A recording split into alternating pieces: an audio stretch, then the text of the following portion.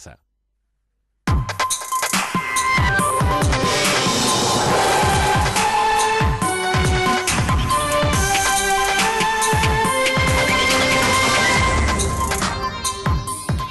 pullman con 57 passeggeri è uscito di strada rovesciandosi, feriti 17 studenti, sul posto i vigili del fuoco. «25.000 islamici veneziani vogliono una moschea nella periferia di Marghera, l'appello della comunità musulmana a Zaia e Brugnaro». All'indomani dell'inaugurazione dei nuovi uffici della Poltra a Mestre, il sindacato di polizia interviene per chiedere quali siano i progetti per l'edificio vuoto che si trova poco distante. Una manovra che tradisce il nord, offende il sud e aumenta il debito non per fare investimenti ma spese parassitarie, così il sindaco Brugnaro sulle politiche economiche del governo. Contro le alienazioni di immobili pubblici a Venezia arriva la chiamata alle armi di comitati e associazioni già protagonisti della battaglia contro la vendita dell'antico teatro di anatomia conosciuto come Osteria La Vida. Contributi regionali per i libri, dopo il caos dei giorni scorsi, la circolare di Regione ANCI, ora basta l'autocertificazione, poi ci saranno i controlli. Prima vittoria fuori casa per l'Umana Reyer in Champions League contro Opava De Raffaele, la squadra ha dato una grande prova di solidità mentale. Buonasera e ben ritrovati dalla redazione di Venezia, lo avete dunque sentito dai titoli in apertura. L'incidente è avvenuto nel pomeriggio a Montebelluna di Treviso, un pullman a due piani con 57 studenti di Mestre è uscito di strada e si è rovesciato, sul posto diverse squadre dei vigili del fuoco, il SURM 118 e la polizia stradale, feriti in maniera lieve 17 ragazzi, Feltrina paralizzata. Sono stati attimi di paura, il pullman a due piani ad un tratto è uscito di strada e si è rovesciato su un lato. All'interno c'erano 57 studenti tra i 13 e i 16 anni, oltre all'autista e alcuni accompagnatori. Immediatamente sono stati allertati i mezzi di soccorso. La maggior parte degli studenti e degli accompagnatori sono appartenenti ad un istituto di Mestre. Sul posto sono arrivate diverse squadre dei vigili del fuoco, alcune ambulanze del 118 e l'elicottero del SUEM. Sotto shock i ragazzi rimasti intrappolati in un primo momento all'interno del mezzo, poi sono stati i vigili del fuoco ad aiutarli ad uscire uno a uno e a tranquillizzarli. Alcuni sono stati portati con un pullman nella caserma dei pompieri che si trova a poca distanza dal luogo dell'incidente, mentre 15 studenti sono stati raggiunti dagli uomini del SUEM per essere medicati, con loro anche un'insegnante rimasta leggermente ferita, per loro fortunatamente solo escoriazioni e contusioni. Ferito e trasportato all'ospedale invece l'autista del pullman, le sue condizioni non sarebbero gravi. I ragazzi rimasti leggermente feriti sono stati comunque portati negli ospedali di Montebelluna, Castelfranco e Treviso per essere medicati. Per precauzione una studentessa che ha riportato un trauma dorsale è stata trasportata in elicottero all'ospedale Treviso Cafoncello. Non si conosce ancora la causa dell'incidente, potrebbe essere stato un malore dell'autista o un guasto del mezzo. La Feltrina è rimasta paralizzata per diverso tempo per permettere le operazioni di soccorso. 25.000 islamici veneziani vogliono una moschea nella periferia di Marghera, all'appello della comunità musulmana a Zaia e Brugnaro. La comunità islamica di Venezia chiede una moschea. Il presidente dei musulmani, Sadmir Aliovski, ha scritto al governatore Luca Zaia, al sindaco Luigi Brugnaro e al prefetto Vittorio Zappalorto, invitandoli a un incontro per discutere del tema dei luoghi di culto. Magari all'inizio qualcuno ha pensato di affittare un garage per professare la sua fede, ecco, insegnare ai nostri figli, eccetera. Adesso, visto che si tratta di un numero molto elevato, diciamo, parliamo di 25.000 presenze soltanto in Venezia, questi luoghi sì, non possono fare altro che dare magari sospetto, perché entra, esce e non sai chi entra, chi esce. Grazie alle offerte dei fedeli, la comunità islamica ha già acquistato un capannone in via Lazzarini a Marghera, non distante dall'attuale moschea provvisoria di via Monzani, ritenuta insufficiente a ospitare le migliaia di fedeli che si radunano per la preghiera del venerdì. Abbiamo scelto un luogo lontano dal centro, spiegano, per creare il minimo disagio possibile alla popolazione. Abbiamo bisogno veramente di un luogo degno, aperto 24/24, controllato dai ordini di sicurezza, eccetera. E siamo disposti, diciamo, abbiamo i sermoni, diciamo, in lingua italiana dove si capisce cosa predichiamo, nessuna paura, basta avvicinarsi e scoprire chi siamo. Intendiamo aprire un dialogo col Comune che ci consente di avere un luogo di culto nel pieno rispetto di tutte le norme vigenti, concludono gli islamici. Ricordiamo che la libertà religiosa è un diritto inviolabile di ogni essere umano, riconosciuto a livello internazionale. Venezia è un mosaico, un bellissimo mosaico di tante chiese, bellissime chiese. Ci sono anche diverse sinagoghe, però manca questo ultimo tassello che dovrebbe essere una moschea. Così facciamo anche, presentiamo un biglietto di visita ai turisti che vengono ogni giorno dall'estero, 8 voli che arrivano da paesi islamici. Questi possono dire, ecco, una città tollerante, una città di pace, dove ci sono tutti che possono praticare la loro fede indistintamente. Operazione della polizia questa mattina all'alba, arrestato uno spacciatore turco. I dettagli. Erano le 5 del mattino quando i poliziotti delle Volanti, in seguito a una segnalazione, hanno fatto irruzione dopo un lungo appostamento nella camera di un cittadino turco di 56 anni in un hotel a 5 stelle del centro storico di Mestre. A suo carico un provvedimento di cattura internazionale ai fini di estradizione emesso dall'autorità giudiziaria del Belgio lo scorso 19 settembre. Il 56enne è indagato per traffico di stupefacenti, non ha opposto resistenza ed è stato condotto nel carcere di Santa Maria Maggiore. Abbiamo visto ieri l'inaugurazione dei nuovi uffici della Polfer a Mestre a margine dell'appello oggi del sindacato di polizia. All'indomani dell'inaugurazione dei nuovi uffici della Polizia Ferroviaria nella stazione di Mestre, il sindacato di polizia, che ringrazia il comandante per l'impegno profuso nel raggiungimento di questo obiettivo, interviene per chiedere quali siano i progetti per l'edificio che si trova poco distante e lanciare un messaggio all'amministrazione comunale. Noi non siamo ancora soddisfatti in maniera, diciamo, piena e vorremmo che questo edificio che c'è alle mie spalle diventasse tutto di proprietà in utilizzo appunto alla Polfer di Mestre, che a tutti gli effetti, basta vedere le statistiche, è come fosse un commissariato di pubblica sicurezza.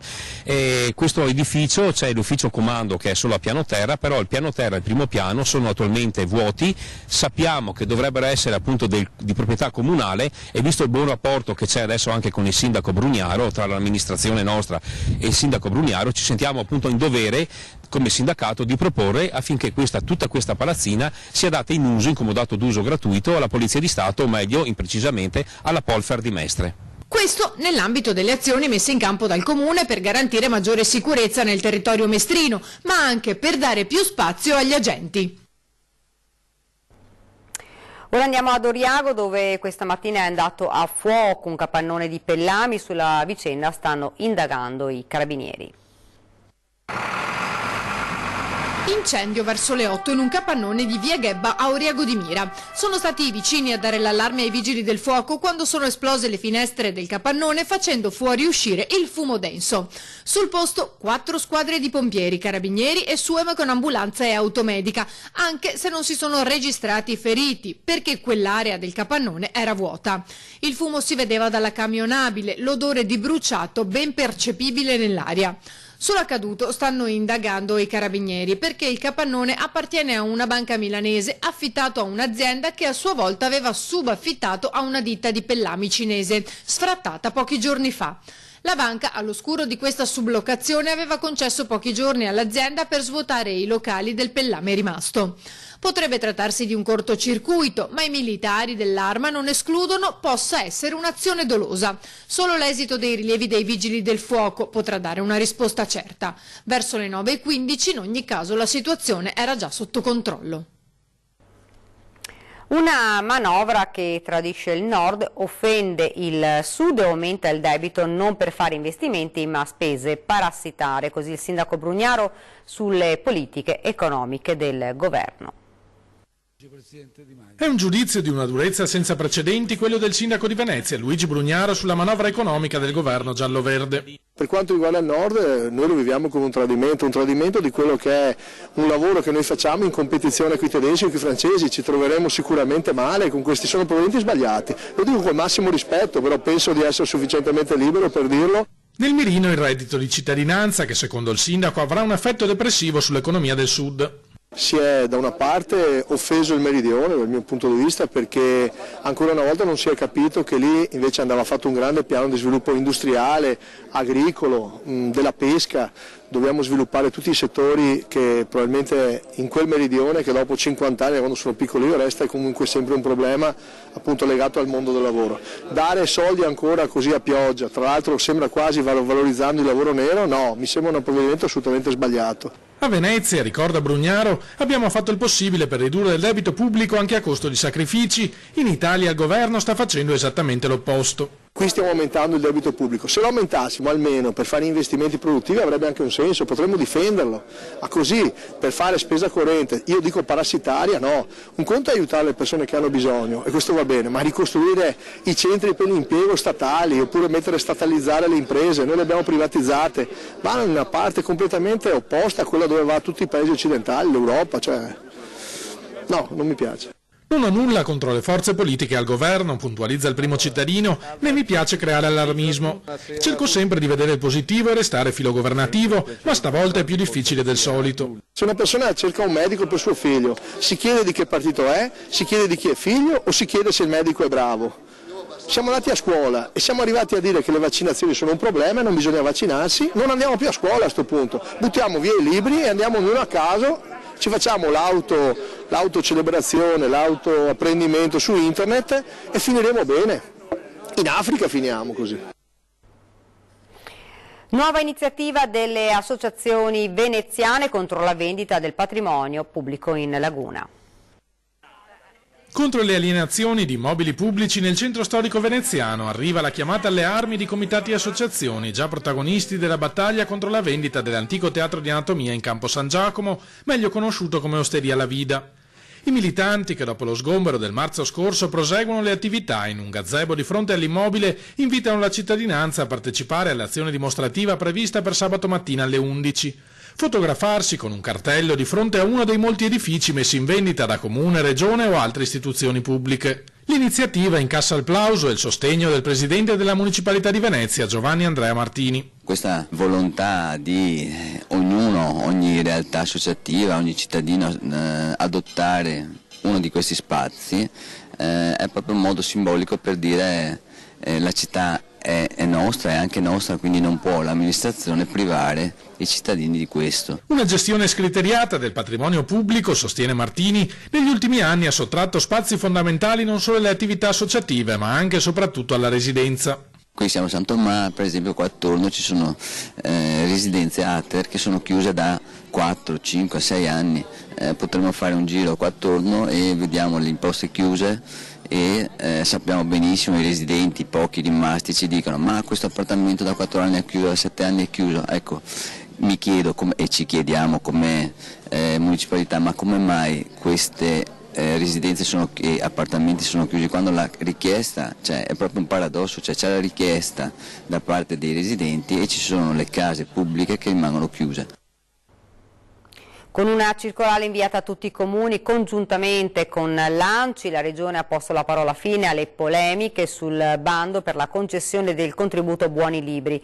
Lo riferisce l'assessore all'istruzione Donazzan, precisando che i contenuti costituiscono una pietra tombale sulle strumentalizzazioni operate da alcuni sulla specifica legge regionale nel tentativo di attribuirci irrigidimenti che non esistono. In sintesi, la circolare precisa che le istruzioni per la compilazione della domanda disponibili sul sito internet della Regione richiamano quanto previsto dalla legge regionale 2 del 7 febbraio 2018, ossia la possibilità per i cittadini di paesi non appartenenti all'Unione Europea di utilizzare autocertificazioni o dichiarazioni sostitutive che in questa fase del procedimento la domanda è da considerarsi utilmente presentata anche in presenza della sola autocertificazione.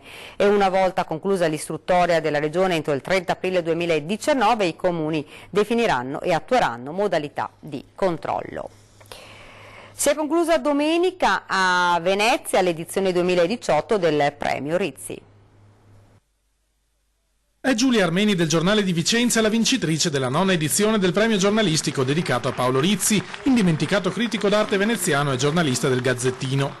Con un'intervista allo scrittore Vitaliano Trevisan, Armeni ha vinto la sfida finale contro Marianna Cerboni e Alberto Laggia, emersi come i migliori tra una sessantina di concorrenti.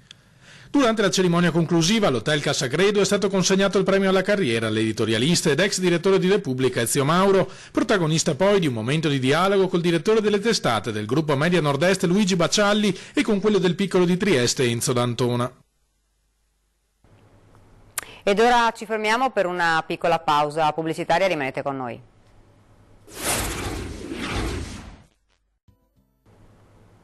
Siamo tornati nuovamente in studio con l'edizione veneziana dei nostri telegiornali. Siamo allo sport, basket, oro granata sempre meglio. Ieri sera hanno portato a casa un'altra vittoria.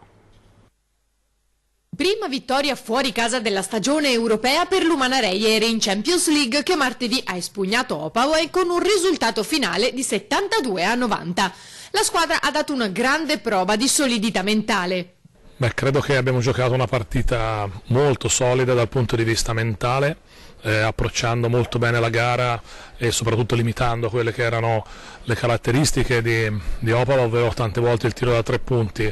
Abbiamo condotto sempre la partita e di questa durezza mentale dobbiamo far tesoro, migliorare, perché abbiamo avuto anche dei passaggi a vuoto, però ci sono molti segnali positivi. Vincere fuori casa in Champions non è mai facile. Sicuramente c'è stata, ripeto, una prova a livello soprattutto di approccio, sia al primo quarto che all'inizio del terzo quarto, importante per poi dare la possibilità a me di variare i quintetti, di ruotare, di fare scelte diverse. Per la prima volta infatti coach De Raffaele ha scelto 7 stranieri, lasciando a riposo Cerella, ma il tempo per gioire di questa vittoria è poco. Adesso dobbiamo resettare, recuperare e pensare subito alla prossima partita. Conto alla rovescia per la Venice Marathon, che quest'anno vedrà la partecipazione di oltre 10.000 atleti. Siamo partiti negli anni '80, quando Marghera aveva ancora una dimensione industriale incredibile, decine di migliaia di operai, abbiamo convissuto con momenti anche di lotte sindacali, abbiamo collaborato a dare visibilità a dei problemi anche riguardanti la salute. Poi sono venute altre cose. Quando è stato aperto il Parco di San Giuliano, Venice Marathon ha cambiato il percorso per passare attraverso il Parco di San Giuliano, per valorizzare questa grandissima polmone verde. E oggi la Venice Marathon è arrivata alla 33esima edizione, che vedrà ai nastri di partenza 13.000 runner, 6.000 nel percorso più breve, la 10 km, e 7.000 nella gara di 42 km. Si parte domenica alle 9:15 da Villa Pisani a Stra, mentre la 10 km alle 8:30 dal Parco San Giuliano. Gli atleti formeranno un serpentone colorato che unirà la Riviera del Brenta, Mestre e Venezia fino a Riva Sette Martiri, traguardo unico per le 2 corse. La 33esima è un numero importante, la più antica nel Veneto perché è stata la prima, dà pristrada alle altre 3 che si svolgono nella regione. Un numero di partecipanti pazzesco, speriamo che vada tutto bene. Abbiamo ringraziato le forze dell'ordine, i volontari, la protezione civile, perché sono importanti, ma l'organizzazione ormai strutturata, sperimentata, collaudata di tutta la struttura di Venice Marathon sicuramente sarà vincente. Solo per quest'anno ci sarà una deviazione al solito percorso. All'altezza del centro storico di Mestre, nell'area pedonale, gli atleti infatti attraverseranno l'M9, il nuovo polo museale che verrà inaugurato il prossimo 1° dicembre. Ed è davvero tutto da Venezia. Prima di chiudere vi ricordo questa sera la nostra trasmissione 20:10, si parlerà di legittima difesa con l'avvocato Fabio Pinelli e in collegamento telefonico il senatore padovano della Lega Ostellari, relatore del decreto legge. E questa è la nostra ultima notizia, ora vi lascio le nostre previsioni del tempo. Grazie davvero per averci seguito, buona serata.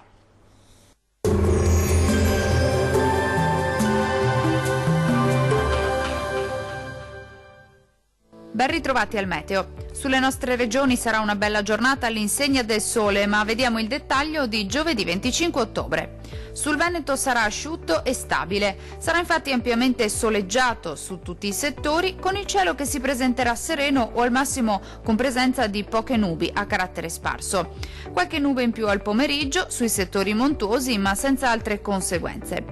Temperature gradevoli con minime tra 7 e 13 gradi. massime comprese invece tra 18 e 21 gradi circa.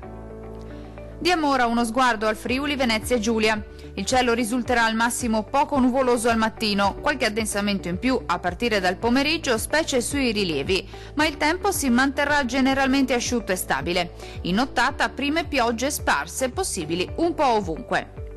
Temperature stazionarie con minime tra 8 e 11 gradi, massime oscillanti invece tra 18 e 20 gradi circa.